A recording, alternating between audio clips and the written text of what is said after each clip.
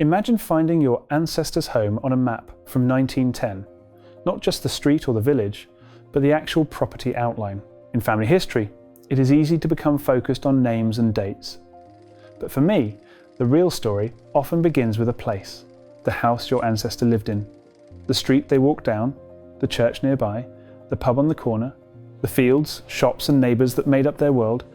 The Lloyd George Domesday Survey on The Genealogist lets us explore this world, showing who owned or occupied a property, how it was described, what it was worth, and what the surrounding area looked like in the early 1900s.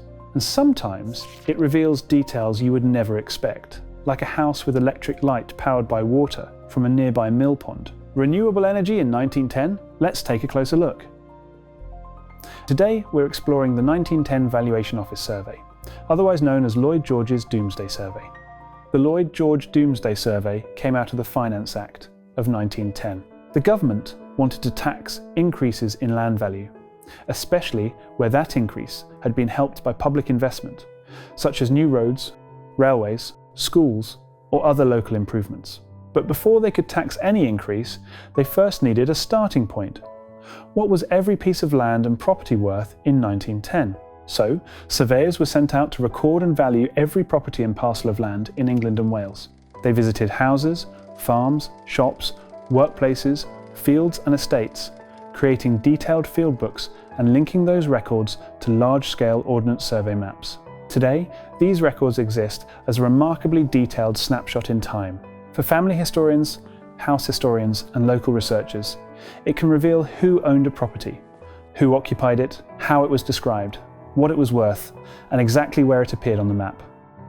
Whether you know an ancestor's name, where they lived, or simply want to explore an area, the genealogist lets you search by person, place, or map. For this example, we are going to look at Rudyard Kipling, the author of The Jungle Book, Just So Stories, and the poem If. Kipling lived at Bateman's near Burwash in Sussex, and the survey gives us a fascinating view of the house, the land and its surroundings. Here's the record for Bateman's. We can then view the original survey book, and this is where the collection becomes really interesting. As well as the occupier's name and address, there are details about the property itself, including its description, ownership and value.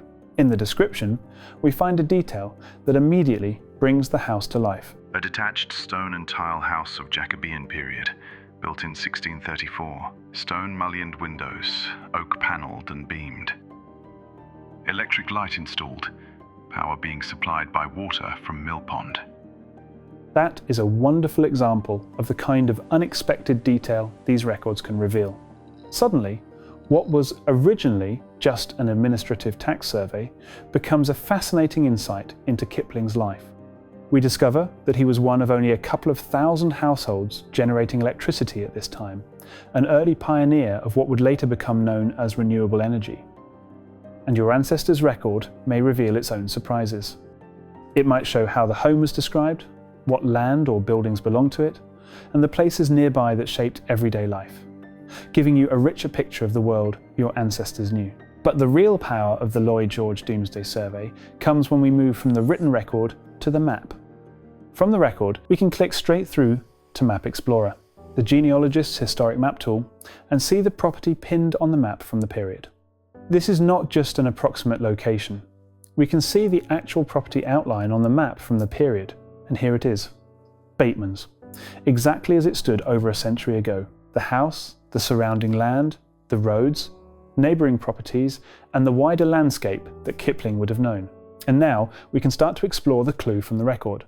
The description mentioned electric light powered by water from a nearby mill pond. If we examine the map, you'll notice that the mill pond is nearby, located on a neighbouring property. A simple click reveals that this property is also owned by Rudyard Kipling. So the record gives us the detail, and the map helps us understand it. It shows us how the house fitted into the surrounding landscape, and how features nearby could be directly connected to the way the property was used. Using Map Explorer's pins, we can also see other properties in the area connected to Rudyard Kipling and his wife, helping build up a much fuller picture. But we can also discover more about the community in which they lived, seeing their local church, school, or even their local pub. While Kipling's estate is grand, the true magic of this collection is what it reveals about everyday lives. Whether your ancestors crowded into a terrace cottage, ran a village shop, or worked a humble tenant farm, their world is waiting to be uncovered in exactly the same detail. This is why the Lloyd George Domesday Survey is so valuable for family history. It helps fill in the blanks in a way other records can't. And with Map Explorer, we can also time travel. We can go back to the 1890s to see what the area looked like before the survey, or jump forward to the 1940s to see how the local area changed by the time of the Second World War. If we look at the 1940s map player, we find out that after the death of Rudyard Kipling and his wife, Caroline, Bateman's was bequeathed to the National Trust. When combined with Map Explorer, the Lloyd George Domesday Survey becomes especially powerful. It lets us move from a name in a record to a real place on the map. We can see the property outline, explore neighbouring homes, follow the roads, footpaths and fields, and compare historic maps to see how an area changed over time.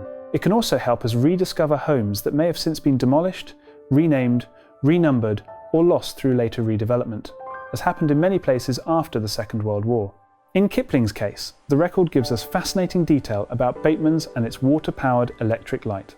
But your ancestor's home didn't need to belong to a famous writer to have a story. It had neighbours, it had surroundings, it belonged to a community, and these records can help you uncover that world. So if you have ever wanted to go beyond names and dates, and explore the places where your ancestors lived, worked, and walked, the Lloyd George Domesday records on The Genealogist are a wonderful place to start. Are you ready to walk the streets your ancestors knew? Head over to thegenealogist.co.uk/1910 and search for your family, village, or town today.